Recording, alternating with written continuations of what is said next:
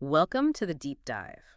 Today, we're looking at something that, might be flying under your radar a bit: grip strength. hmm We've gathered some really interesting material suggesting how strong your hands are can tell you, well, a surprising amount about your overall health. Yeah, maybe even more than the usual things we track, like cholesterol or blood pressure. Exactly. So we're going beyond those standard numbers today.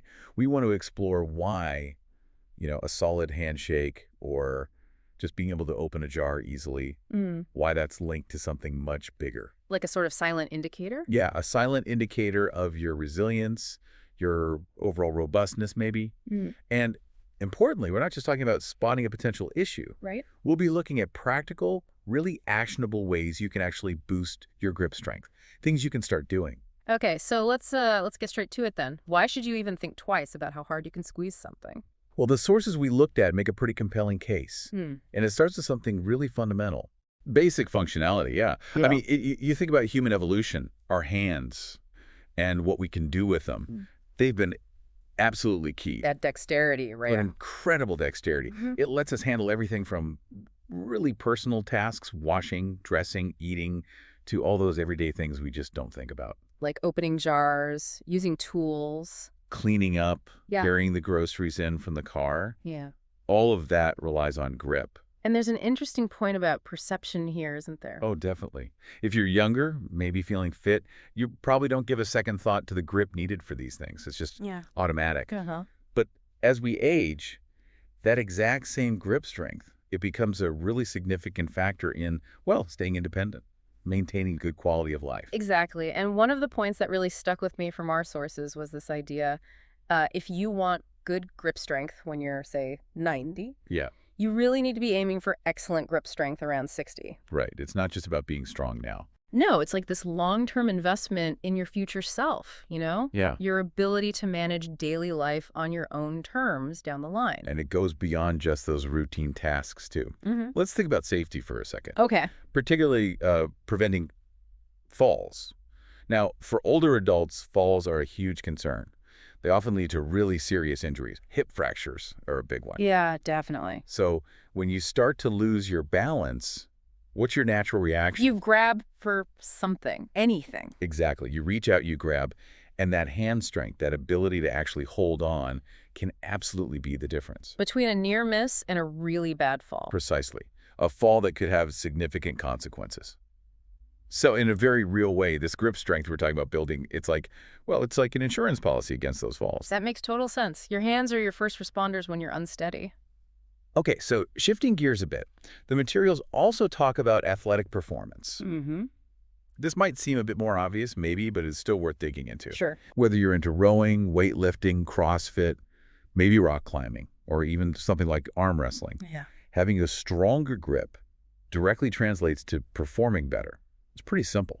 Mm. More grip strength usually equals more you can do in your sport.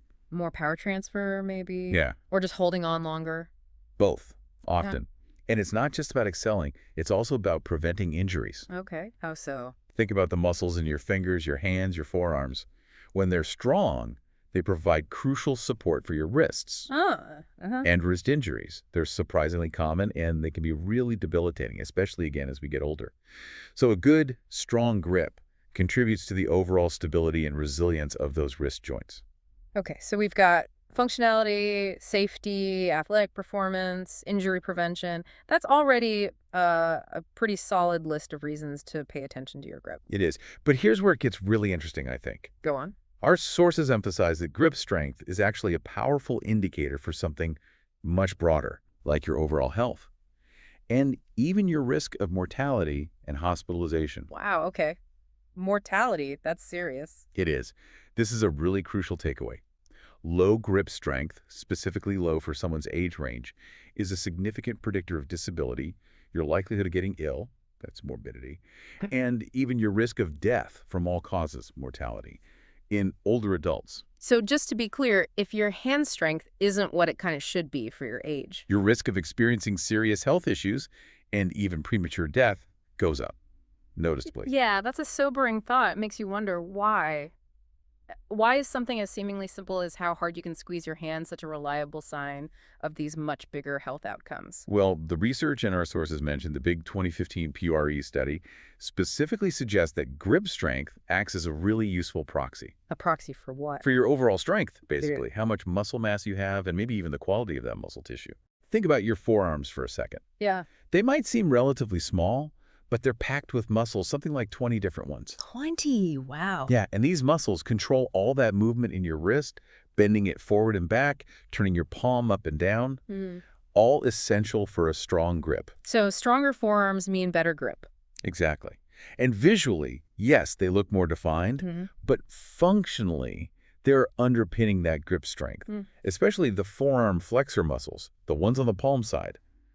They're key for that squeezing action. Right. So it's all connected then. When you're doing general strength training, like lifting weights, Yeah, you're naturally improving your grip because you have to hold on to the dumbbells, the barbells, the kettlebells. You're creating that tension. absolutely. That kind of general strength work definitely has a positive spillover effect on grip. No question. But Our sources also point out that your typical cardio workouts, running, cycling, with maybe some exceptions like rowing, which involves a lot of pulling, right. they aren't going to significantly boost your grip strength in the same targeted way. Okay. So general strength helps. Cardio, not so much for grip specifically. Pretty much. And that's why adding in some specific exercises, just for your hands and forearms, can be so valuable. Which leads us perfectly to how do we actually do that? How do we get a stronger grip? Okay, the practical stuff. Our sources give us a great set of exercises to consider. Let's hear them. The first one is a twist on a classic, the farmer's carry, but adapted for a pinch grip.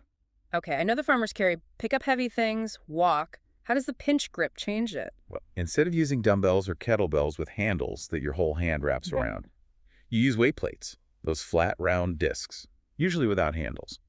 And you have to pick them up and hold them using just your fingers and thumbs squeezed together. Okay, so no wrapping the fingers around, just pinching. Yes, pinching. Yeah. And then you walk. And let me tell you, this ramps up the challenge to your grip incredibly. It intensely works those forearm muscles, but it also hits your back, your traps. And balance too, I imagine. Oh, yeah, coordination, balance, core stability. Hmm. But the main focus is really hammering that pinch strength. Our source mentioned starting light, like 5 kilos. Definitely start light, maybe 5-kilogram plates, see how that feels, and then gradually increase. The interesting thing is because you can't rely on that full hand wrap, Your grip gives out first. your grip will likely give out way before your legs do. You'll probably need to stop and rest frequently at first. It really isolates the thumb, which is so crucial for overall grip strength. You might feel it in the thumb muscles afterward. For sure. You might feel some soreness in those flexor muscles on the palm side of your thumb. Apparently, being able to walk, say, 30 meters holding two 10-kilo plates just with that pinch grip, that's a pretty good benchmark, a real challenge. Okay, pinch grip farmers carry. Got it. What's next? Next up is something incredibly simple in concept, but surprisingly tough and effective. The dead hang. Just hanging. Literally just hanging from a horizontal bar, like Yeah. a pull-up bar, for as long as you can manage. Okay. What's a good starting goal? Aim for maybe 30 seconds initially. And yeah, I can imagine what you're thinking. It's going to hurt the hams. It might feel pretty uncomfortable at first. A lot of pressure on the fingers, the palms. Hmm. But the sources highlight that as you gradually increase your hang time, the benefits go beyond just grip. Oh, like what? It can potentially help relieve shoulder pain, maybe prevent some shoulder joint injuries, even help with posture, just decompressing the spine a bit. Interesting. And is there like an advanced goal for this? Oh, yes. For a real test of grip endurance, the advanced goal to aim for is hanging for a full 3 minutes, 3 minutes, 180 seconds. 180 seconds. It takes serious grip strength and endurance to get there. Wow. Okay, dead hangs. Simple but clearly effective. What else? All right, let's move to a big compound exercise, Hmm. one that gives you a lot of bang for your buck overall, and definitely for grip. The deadlift. Ah, the king of exercises, as some call it. Indeed. And we know deadlifts are fantastic for building total body strength, right? They hit so many muscles. They mimic lifting heavy things in real life. Exactly. Picking up boxes, furniture. Plus, they can help improve posture, maybe even prevent some back issues if done with proper form, of course. That's the key caveat, yeah. No ego lifting. Absolutely. But crucially for our chat today, the simple act of holding onto that heavy barbell during deadlifts, That's a direct grip workout. It has to be. You're fighting gravity with your hands. You really are. It's a very functional way to challenge and strengthen the muscles in your hands and forearms.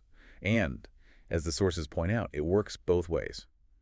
How do you mean? Well, deadlifts improve your grip, but as your grip gets stronger, you'll likely find you can lift heavier on your deadlifts too.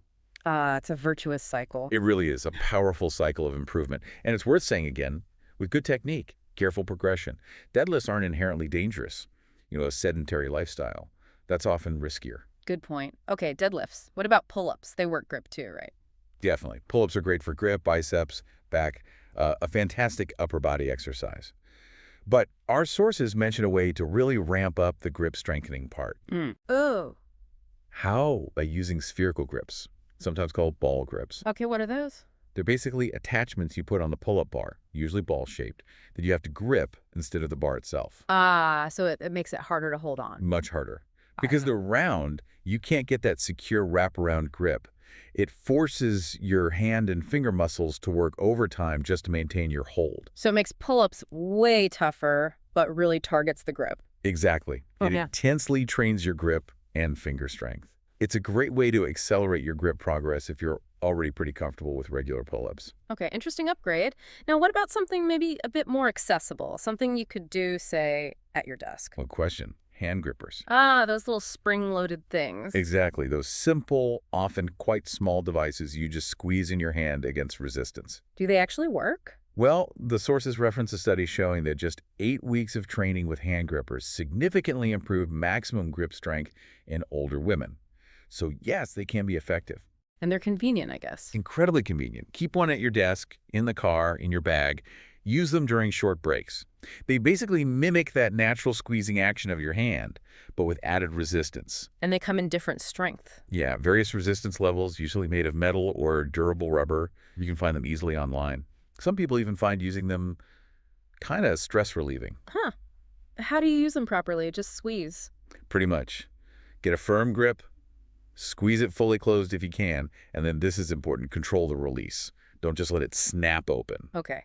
Controlled squeeze, controlled release. Right, integrating them into your routine, maybe while reading or during a TV break, even for just a few minutes here and there, can add up and lead to noticeable improvements. Okay, hand grippers. Yeah. Simple, accessible. One more. One more from our list, the pegboard. Pegboard. Okay, I've seen those in climbing gyms or maybe CrossFit boxes. Exactly. It's usually a vertical board with a grid of holes.